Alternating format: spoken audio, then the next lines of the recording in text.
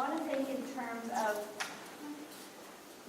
building and keeping the success, and to do that, they have to have enough supportive work to support those weekends that you're, or days that you're going to class. Remember, there's nothing about handling that tells them how to jump.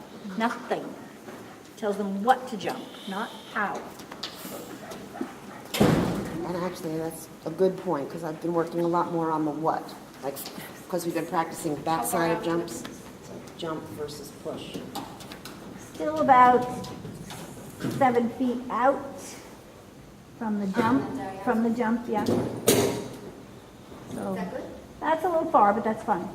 Remember, the stride regulator is part of that distance. That just shapes that landing. We're shaping the arc here, perfect. Because we can get away with it because it's the slice. Straight ahead, I wouldn't even try it at this time.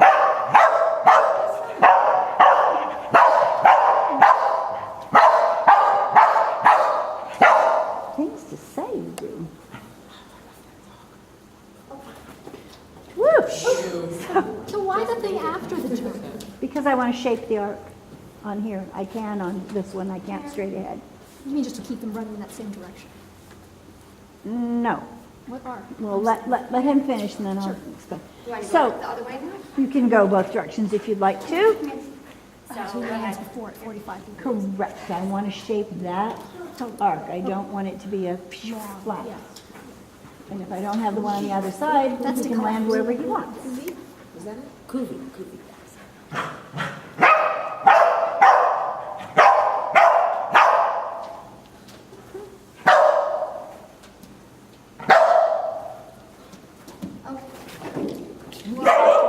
So that was just slippage, you know. Again, we're on carpet here that's got a good grip one direction, not the other. So he's having to get used to where he wants to grab, and there's nothing to grab. Do that same one again or go the other You way? can go the other way. It's all good. He's got the same naughty ear as my little terrier. It's always the left ear that stands straight up. And I always know on the start line or new, that ear goes up, I best get it going good because she's coming. Maybe ready or not.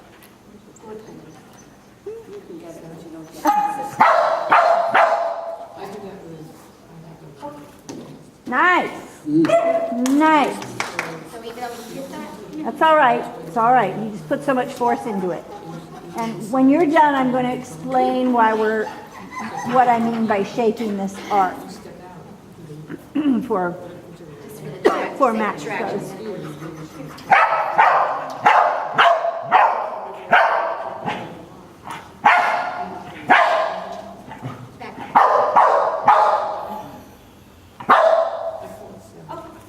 Nice. Okay. So what I started to say, because I had a question, is why do I have the two pieces here?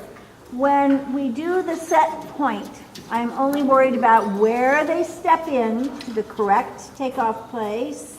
I'm telling them where that is over there, right? Because they have no choice. So here I'm telling them that too, but also I now want to shape the arc so that they don't just jump long and flat. That's why we have the step out. And the only way you can get away with having a little elevation here and shaping the arc is because it's not straight, it's a slice. And that one little seemingly piece that doesn't seem to make a difference to you makes a huge difference to them.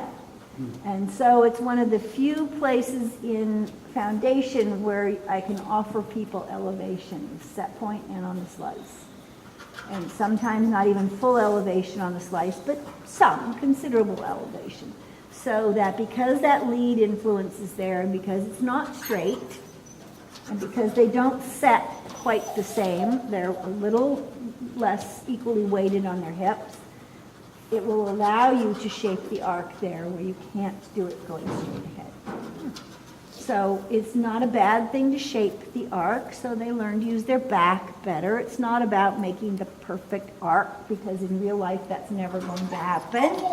Once motion is involved, they're all going to want to jump longer and flatter. And there's not a problem with that as long as you don't let it go so far that now they're always long and flat and taking bars down. Right. So, there's management to everything, right? At some point, you have to correct that behavior. So going straight, you can't shape it at this level because they're just too inexperienced and it would be too daunting. But here you can because there's no consequences striving. That they step on it is not going to hurt them, scare them, whatever. And so we can get away with that on the slice, but not straight. So was he doing what he was supposed to do? Yeah, quite nice, quite nice. Quite cute. So every